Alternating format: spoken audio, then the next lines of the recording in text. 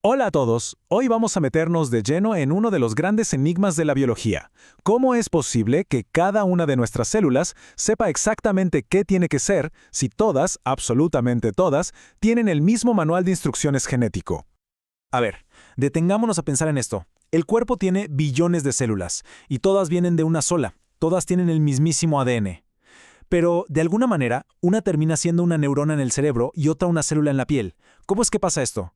Es una locura, ¿no? Bueno, para entenderlo, imaginemos que nuestro genoma es como un libro de instrucciones gigante, uno solo para todo el cuerpo. Cada palabra, cada frase es una orden para construirnos y mantenernos funcionando. Pero aquí viene lo bueno. El verdadero secreto no está solo en lo que está escrito, sino en cómo se doblan las páginas de ese libro. Lo que de verdad define a una célula es su estructura tridimensional. Es como si en una célula del cerebro el capítulo de cómo ser una neurona estuviera abierto de par en par, mientras que los demás capítulos están bien dobladitos y guardados. Ok, vamos a meternos más a fondo en esto, porque la idea de que un solo plano genético pueda crear cosas tan distintas como un cerebro o un riñón es uno de los grandes retos que la biología ha intentado descifrar por años. Y este plegado tiene un nombre técnico: arquitectura del genoma. Pero ojo, no es un enredo de cables al azar, para nada. Es una organización súper precisa, casi como un origami, que le dice a cada célula quién es y qué tiene que hacer. De hecho, si esta arquitectura falla, pueden aparecer enfermedades muy serias. Y lo más fascinante es cómo está organizada esta arquitectura. Es como una muñeca rusa. Empezamos con el cromosoma, que todos conocemos. Pero si hacemos zoom, vemos que se divide en compartimentos activos e inactivos.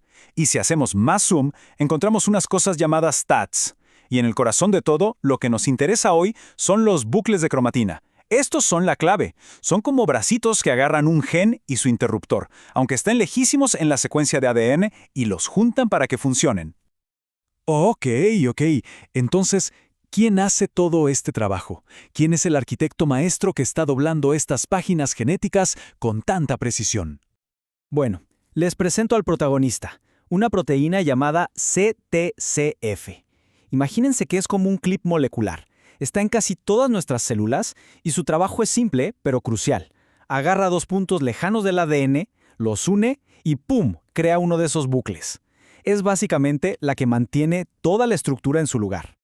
Y aquí es donde la cosa se pone buena, porque llegamos al verdadero misterio. Si este arquitecto, la CTFC, es exactamente el mismo en una neurona y en una célula de la piel, ¿cómo diablos construye dos edificios totalmente diferentes? Algo tiene que estar dándole las instrucciones, ¿no? Y es justo aquí donde la investigación dio un giro súper interesante.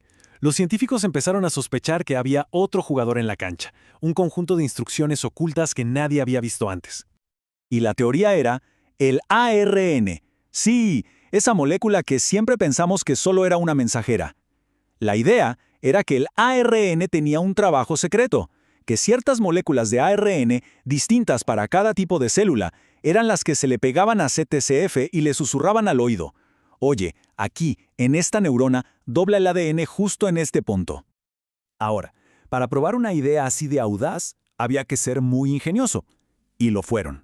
Usando edición genética, crearon una versión mutante de la CTCF, que, básicamente, no podía leer ARN. Era como un arquitecto que de repente se vuelve analfabeto, incapaz de leer las notas del plano. Lo que hicieron fue cambiar la CTCF normal de unas células neuronales por esta versión mutante y se sentaron a ver qué pasaba.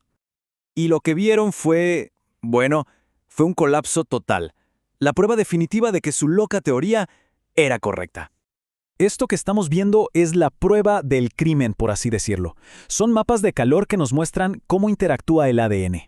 Miren a la izquierda. En la célula normal, ese punto rojo brillante es un bucle de cromatina fuerte, bien formado, típico de las neuronas. Ahora miren a la derecha. En la célula con la CTCF mutante, el punto casi se desvaneció. ¡Puf!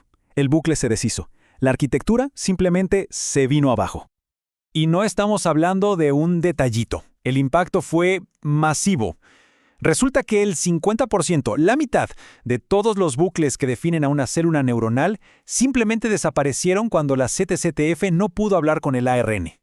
Y aquí Hay que ser claros, los científicos hicieron su tarea. Para estar seguros revisaron todo. ¿La CTCF mutante seguía pegándose al ADN? Sí, perfecto. ¿Seguía interactuando con otras proteínas importantes? Sí, sin problema. Lo único que habían roto era su capacidad de leer el ARN. Así aislaron al culpable, sin lugar a dudas. Ok, ya sabían que el ARN era la clave. ¿Pero qué ARN exactamente? El siguiente paso era encontrar a los culpables específicos, las moléculas que estaban dando las órdenes. Lo primero fue hacer una lista de sospechosos. Identificaron los ARN que solo se unían a la CTCF en células neuronales. De esa lista escogieron a 2 para el interrogatorio final, Podexel y Greb10. Y la hipótesis se volvió súper específica. Si rompemos solo uno de estos ARN, entonces el bucle de ADN que está justo en esa zona debería colapsar, pero el resto del genoma debería quedar intacto. Y ¡bingo! Fue exactamente lo que pasó. Esta imagen es la prueba final. Aquí vemos el área del gen podexial. Cuando los científicos bloquearon la producción de su ARN, miren cómo se debilita el bucle local. Esto fue la confirmación. No era un efecto general, era esa molécula de ARN en particular la que sostenía esa estructura. Este mecanismo se llama acción en cis, que suena complicado, pero la idea es simple. Significa que el ARN que se fabrica en un punto organiza la estructura justo en ese mismo punto. La analogía del capataz es perfecta. Es como si el plano mismo tuviera notas escritas que dicen, «Ojo, arquitecto, aquí hay que doblar». Bien, ahora demos un paso atrás, porque este descubrimiento no es menor. Literalmente, reescribe partes del manual de cómo entendemos nuestros propios genes. Entonces, ¿con qué nos quedamos de todo esto? A ver, en resumen. 1. La identidad de una célula está en la forma 3D de su ADN. 2. La proteína CTCF es la que construye esa forma. 3. Y esta es la gran noticia, los ARN específicos de cada célula son las instrucciones que guían al constructor. Y 4. Esto es un cambio de paradigma. Algunos ARN mensajeros tienen un segundo trabajo. Son arquitectos estructurales. Y para que no quede duda, los mismos autores lo dicen con una elegancia increíble en su artículo.